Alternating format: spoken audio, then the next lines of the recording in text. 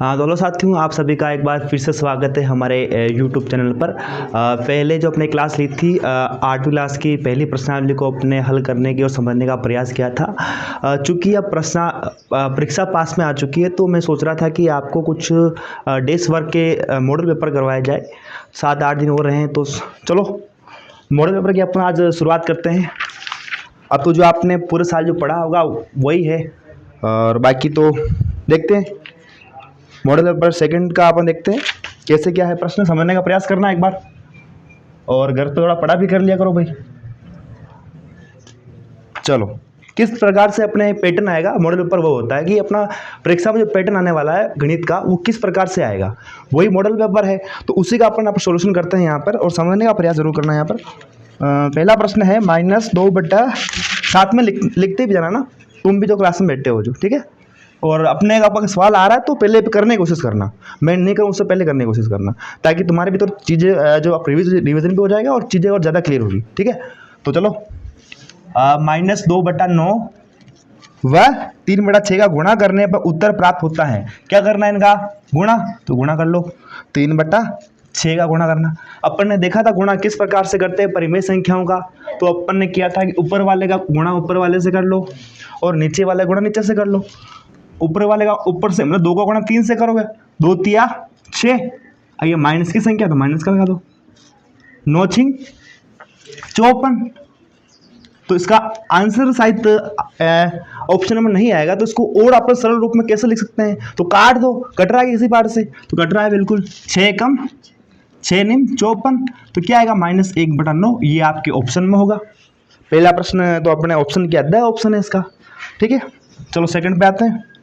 एक चर वाले रैखिक समीकरण का व्यापक रूप है, ये थोड़ा पक्का कर लेना, क्योंकि जो एक पैटर्न बनता है दूसरी प्रश्नावली में समीकरण का, वो क्या है वो पूछ रहा है अपन से। प्रश्न है अपने क्या है, एक बार एक चर वाले रैखिक समीकरण का व्यापक हल है, जो अपने पहली दूसरी प्रश्नावली दे रखी है, वो सारे जो प्रश्न है किस रूप में है वही आपको पूछा गया है इसमें। तो चलो देख लेते हैं किस रूप में है। तो किस रूप में होता है, भले आप इसको रट लो, भले समझ लो, कैसे भी समझ लो अपने। तो किस रूप में होता है ये, ax + b = 0। अब आपको ज़्यादा सोचने वाली बात ही नहीं है, अब डायरेक्ट रट लो, बोले आप समझ में नहीं आ रहा, टाइम अपने पास कम रह गया तो रट लो। बोले यहाँ पे समझना भी चाहो, जो अपने जितने भी अपने प्रश्न पढ़े थे तो किस रूप में थे, उसमें या तो x या y था, जैसे पहली प्रश्नावली है 2.1 में इस तरह के प्रश्न थे, तो किस रूप में था, इसी रूप में तो था। x 2x + b यहाँ पर 4 आ गया, a यहाँ पर 2 है, x सही है, तो इस रूप में था। अपन ने 2.2 में देखा तो किस रूप में था, इस रूप में था।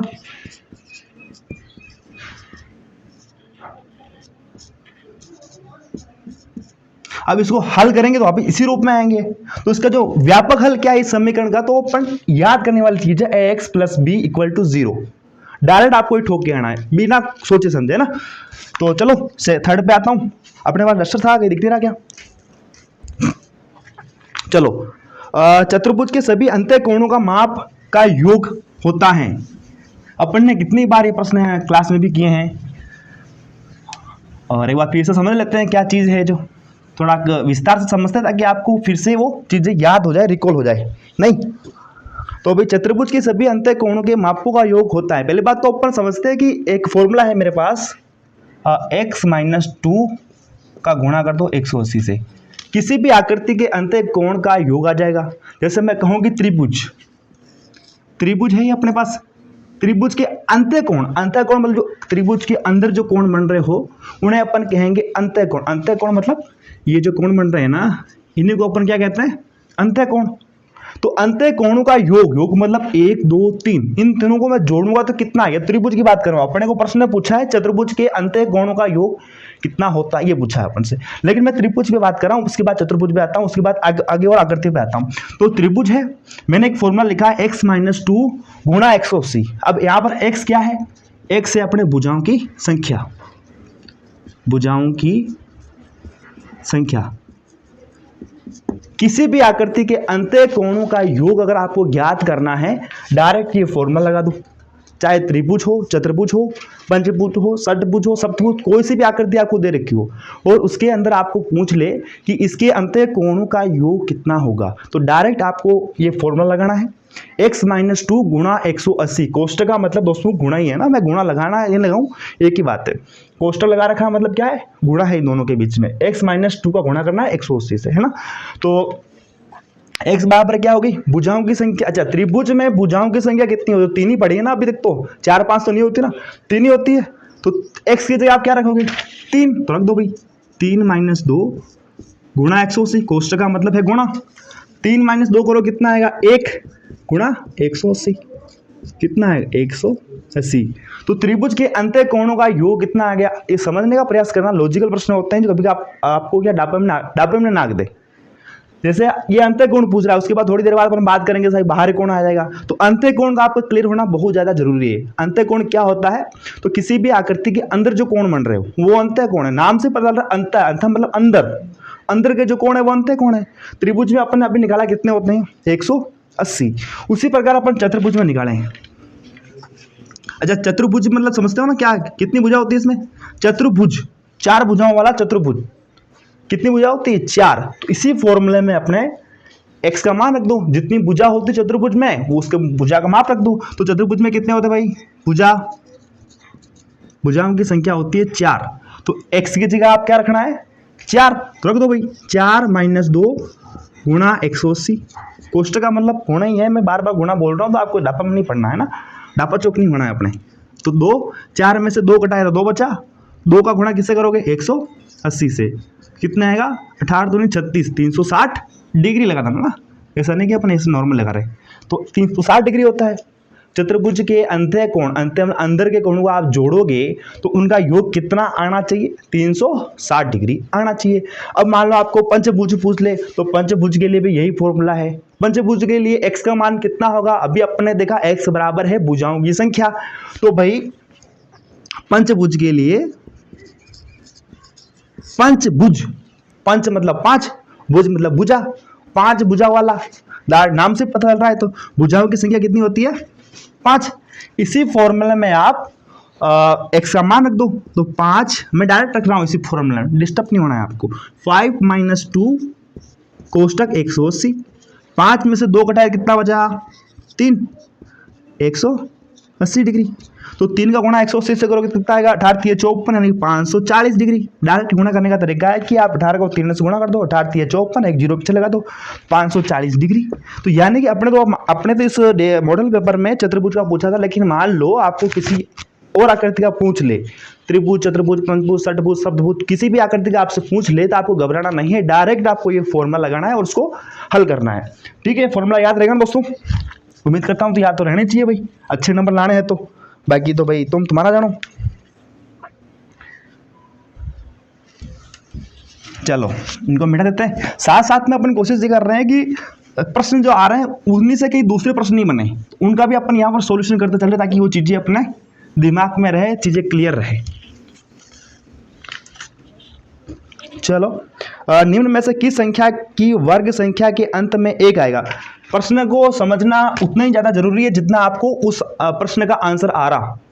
ठीक है, तो निम्न में से किस संख्या की वर्ग संख्या के अंत में 1 आएगा। प्रश्न पूछ रहा है कि आप किस संख्या के, ऑप्शन दे रखा है, चलो ऑप्शन भी साथ में लिखते चलो, है ना। ए है अपना 109, बी है अपना 82,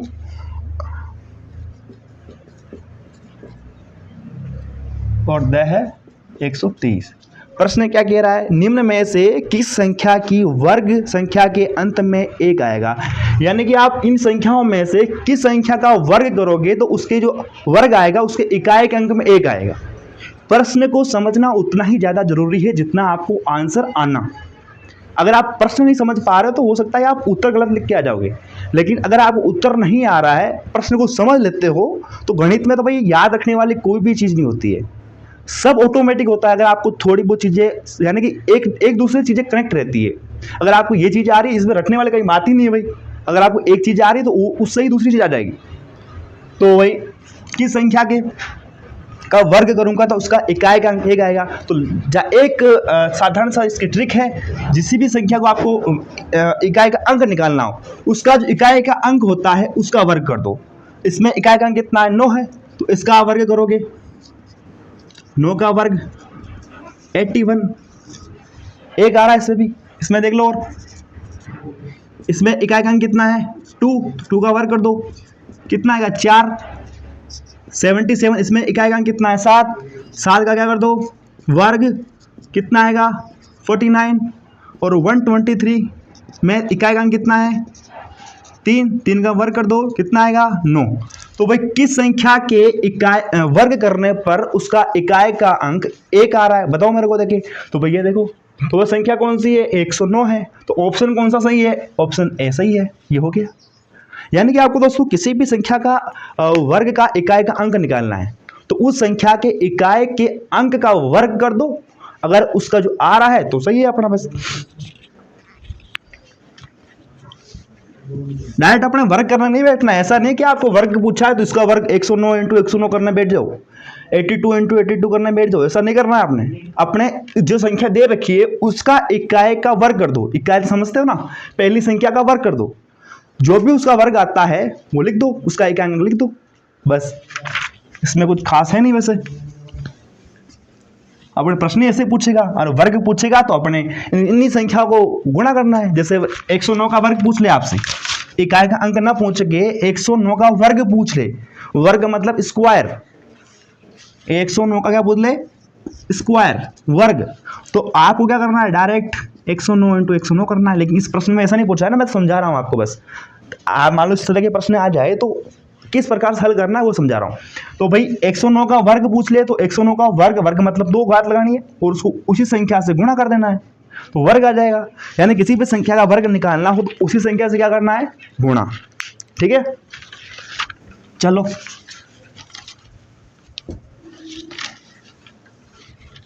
जहां पर भी दोस्तों आपको समझ में नहीं आए वहां पर कमेंट कर देना, अगली क्लास आपके लिए हाजिर होगी उसी समस्या पर। चलो, संख्या 9 की घन संख्या होगी। पहली बात तो समझो घन क्या है। घन अपने वो वाले आकृतियों वाले में नहीं पूछ रहा है, क्यूब पूछ रहा है। क्या पूछ रहा है, क्यूब। किसका पूछ रहा है वो भी। संख्या 9 की घन संख्या होगी, यानी कि 9 का घन, घन का मतलब होता है 9 की घात 3। घन मतलब कितना है 9 की घात 3। घन और घनमूल ये दोनों अलग अलग चीजें हैं। घन का मतलब होता है जैसे अपने अभी देखा ना वर्ग, वर्ग मतलब घात 2, घन, घन मतलब घात 3। तो इसी संख्या को 3 बार अपने आप से गुणा कर दो। भाई 9 है, 9 को 3 बार 9 से गुणा कर दो। कैसे करेंगे 9 इंटू 9 इंटू 9। देखिए एक बार करके देखो। तो मैं ऑप्शन लिखता हूं। ऑप्शन इसने दे रखा है ए ऑप्शन दे रखा है इसने 27, ब दे रखा है इसने 81, स दे रखा है इसने 343 और दे रखा है इसने 729। इस ऑप्शन में से 9 का वर्ग कौन सा होगा वो देखना है। देखो भाई 9 का वर्ग मतलब 9 को 3 बार गुणा करना। अब आपको 9 को 3 बार गुणा कैसे करना है भाई, तो देखो 9 का गुणा 9 से करोगे कितना आएगा, नंबर 81। अब 81 का गुणा करना है किससे, 81 गुणा 9 कर लो, 9 एकम 9 और 9 8 72। तो आंसर कितना आना चाहिए 729। तो यानी कि आपको किसी भी संख्या का क्या निकालना हो, घन निकालना हो तो डायरेक्ट उसी संख्या को 3 बार गुणा कर दो तो घन आ जाएगा अपने आप। कोई दिक्कत है क्या। चलो आगे बढ़े।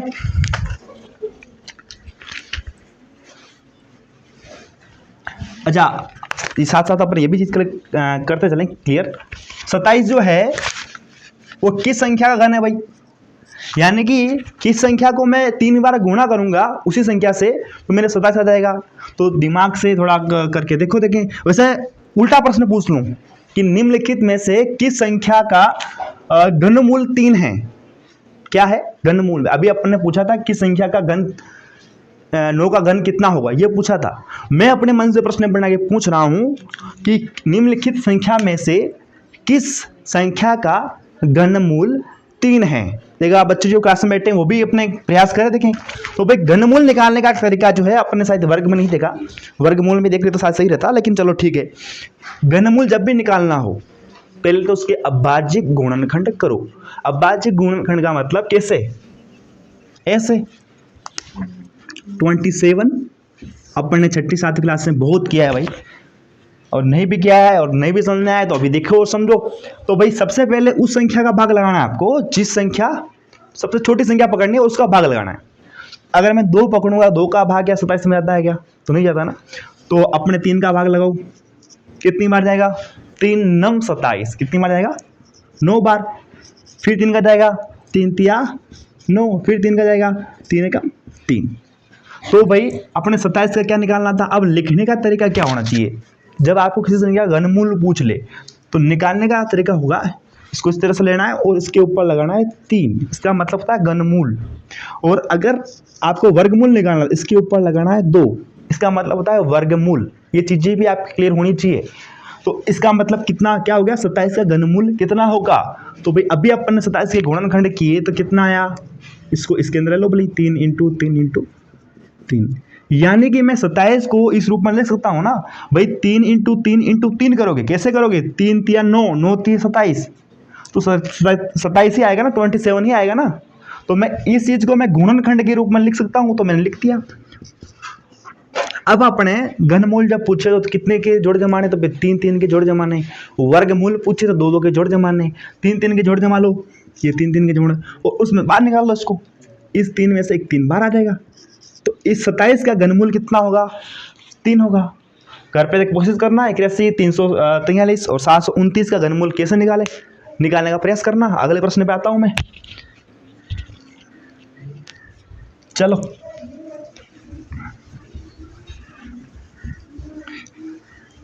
मुझे ना सबसे सरल विषय जो लगती है मुझे गणित ही लगती है।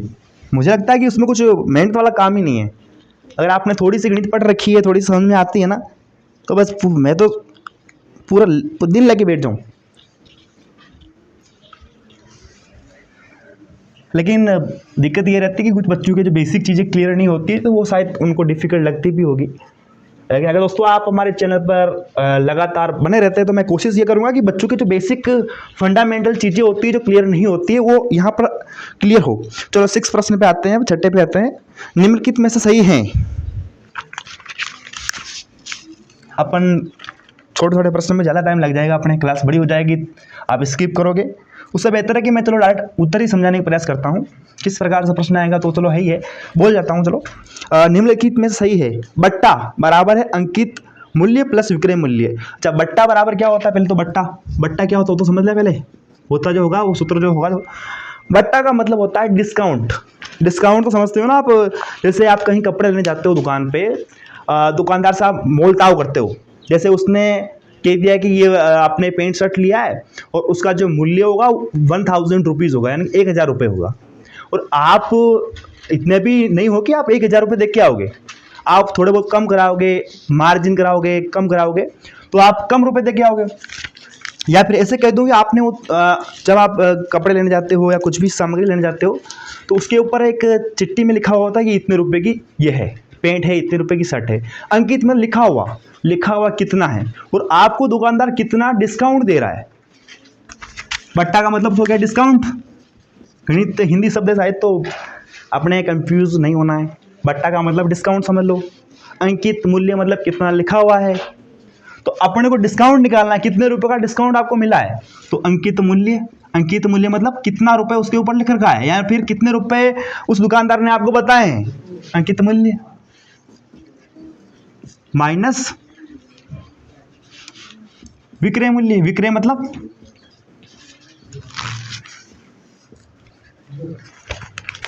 यही होना चाहिए। ऑप्शन ए बस है, एक में है बट्टा बराबर अंकित मूल्य प्लस विक्रय मूल्य। अंकित मूल्य और विक्रय मूल्य को जोड़ा तो बट्टा आएगा, या फिर अंकित मूल्य में से विक्रय मूल्य घटाओगे तो बट्टा आएगा, या फिर अंकित मूल्य में क्रय मूल्य जोड़ोगे तो बट्टा आएगा, फिर अंकित मूल्य में से क्रय मूल्य घटाओगे तो बट्टा आएगा। पहले तो अपने ये चीज़ें क्लियर होनी चाहिए, विक्रय मूल्य क्या होता है, क्रय मूल्य कितना होता है। विक्रय मूल्य, क्रय मूल्य। विक्रय मतलब आपने उस सामग्री को कितने में बेचा। जैसे मैं बात कर रहा था कि दुकानदार की मैं बात कर रहा था कि कोई सामग्री जो है या पेंट शर्ट जो है उसके ऊपर आपको जो टोटल बिल बना मान लो 1000 रुपये का, उस दुकानदार ने कितने में बेचा। भाई 1000 रुपये का अगर कोई सामग्री है तो जरूरी थोड़ी कि आप 1000 रुपये में ही लेके आओगे, ऐसा जरूरी नहीं है ना। आप थोड़ा माल तोल तो करते हो, सभी करते हैं, हम भी करते हैं, सभी करते हैं। तो भाई वो दुकानदार भी लास्ट में कहाँ पर आके रुकता है, कितने रुपए पे आके रुकता है, वो विक्रय मूल्य है। यानी कि मैं बट्टा क्या होगा, डिस्काउंट कितना आएगा, क्या होगा, अंकित मूल्य में से विक्रय मूल्य घटा लूँ, जैसे कोई सामग्री 1000 रुपये की है और मैंने उसको 900 रुपये दिए, अब मुझे बट्टा निकालना है तो कितने का फायदा, कितने का बट्टा है, डिस्काउंट कितने का मिला, 100 रुपये का। भाई अंकित मूल्य 100 रुपये था, लिखा हुआ 100 रुपये था। विक्रय यानी उसने कितने में बेचा, कितने में बेचा, 900 में बेचा, तो कितना बट्टा आया, 100 रुपये बट्टा आया, डिस्काउंट मिला 100 रुपये का, तो ये हो गया बट्टा। तो भाई डायरेक्ट फॉर्मूला आता है, तो ये अपने फॉर्मूला है, कंफ्यूजन बिल्कुल नहीं होता। अच्छा, क्रय मूल्य क्या होता है, क्रय मतलब खरीदना, विक्रय मतलब बेचना, क्रय विक्रय। यहाँ पर बट्टा डिस्काउंट देगा, अपन लेंगे नहीं, दुकानदार देगा आपसे, आपको देगा।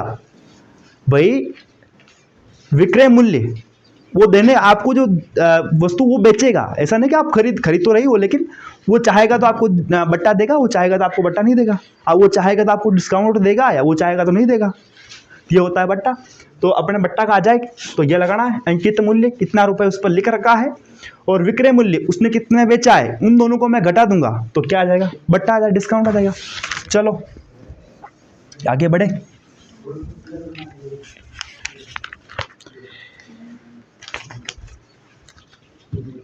हाँ, निम्नलिखित में से कौन सा द्विपदीय व्यंजन है। एक पदीय द्विपदीय क्या होता है, मान लो किसी संख्या समीकरण में एक ही चर हो, जैसे मैं कहूँ 2x + 4x + 3x, इस पूरे समीकरण में एक ही चर है और वो है x, तो आप इसे क्या कहोगे, एक पदीय। अब इसका हल क्या होगा, तो भाई देखो 4 और 2 6, 6 और 3 9x, कितना पद है, एक पद है, यानी कि एक पदीय है। इसमें किस आधार पर निर्धारण करेंगे, तो भाई इसमें चरों की संख्या देखेंगे, कितने चर हैं, तो एक ही चर है x, कितने चर हैं, एक ही तो चर है। अच्छा, अब मैं आपको इसको आगे बढ़ाऊं, मान लो 2x y, अब इसमें कितने चर हो गए, इसमें 2 चर हो गए, कौन कौन से हो गए, एक तो खुद x चर है और एक y चर है, तो कितना पदीय हो गया है, द्विपदीय। अब त्रिपदीय आ जाए,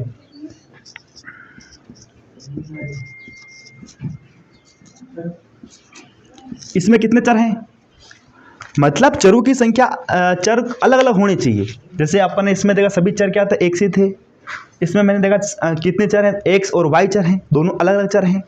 तीसरे में मैंने आया x y z, तीन ही चर ही तो है। चर क्या होता है भाई, जो x y z a से लगा के z तक के रूप में होगा तो अपने को चर ही समझना है, जो संख्या होगी वो अचर होगी। पहले ये भी चलो चीज़ें क्लियर हो जानी चाहिए आपकी, चर अचर क्या होता है सर मैंने बताया नहीं, चर और अचर। चर का मतलब जो x y z के रूप में होगा, कुछ भी ले लो a से z तक, 3a हो गया, 4q हो गया, कुछ भी, वो सभी आएंगे अपने किसमें, चर में। और अचर क्या होगा, नॉर्मल संख्या, कुछ भी संख्या ले लो, 6 9 100 1000 10,000, कुछ भी संख्या लो अचर में आएगा। यानी कि x y z या a to z तक की के रूप में अगर हो तो उन्हें आप अचर कहेंगे और इन्हें संख्या को अचर कहेंगे। तो भैया अपने इसमें कितने चर हैं, समान चर x ही है, इसमें समान चर x और y हैं, कितने, 2 चर हो गए। तो ये समीकरण कितने पद का, 2 पद का, द्विपदीय।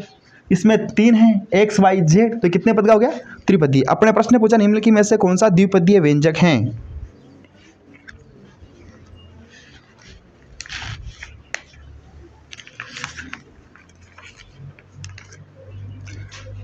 चलो अच्छा, एक डिस्टर्ब हो गया अपने थोड़ा बहुत, ये जो पूरा जो है ना अपने एक्स वाई है, दिमाग से चीज निकल गई मेरे, पूरा जो समीकरण एक्स वाई है क्या है, तो इसको पूरा ही एक चर ही मानेंगे, एक्स वाई, क्या मानेंगे, एक्स वाई।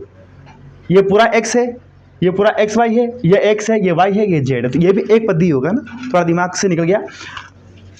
तो अपने जो चर अचर होगा इस रूप में होगा अपने निम्नलिखित में से कौन सा द्विपदीय व्यंजक है, चलो बताओ, देखिए ऑप्शन डालता हूं मैं, 4x²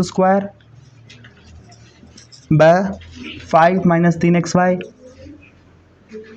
स 2x + 3y - 5 और द 5x + 2x। देखो ये खुद ही क्या है, एक चर है, एक पद का है, एक चर है इसमें, एक पद का है, ये 2 पद का है, पद का मतलब कितने इसके अंदर आ रहे हैं, ये 3 पद है इसमें, 2x 3y और एक खुद एक अचर संख्या 5। कितने पद हो गए इसमें? 3। इसमें अच्छा ये थोड़ा डापा चौक मार देता आपको कभी कभार, इसका आगे हल कर सकते हैं अपन। हल करेंगे कितना आएगा? 7x। कितना आएगा? 7x। तो ये खुद ही एक पद हो गया ना इसमें, इसको हल कर लिया आपने आगे। तो ऐसा डिस्टर्ब नहीं होना है डायरेक्ट। कभी कभार एग्जामिनर इस तरह के प्रश्न डाल देता है कि बच्चे कंफ्यूजन में आ जाए। लगता है लाइट चली गई है और लाइट की समस्याएं गांव में काफ़ी ज़्यादा बढ़ती जा रही है। तो अपन क्लास को थोड़ी देर बाद फिर से शुरू करते हैं। मिलते हैं फिर से एक नेक्स्ट वीडियो में।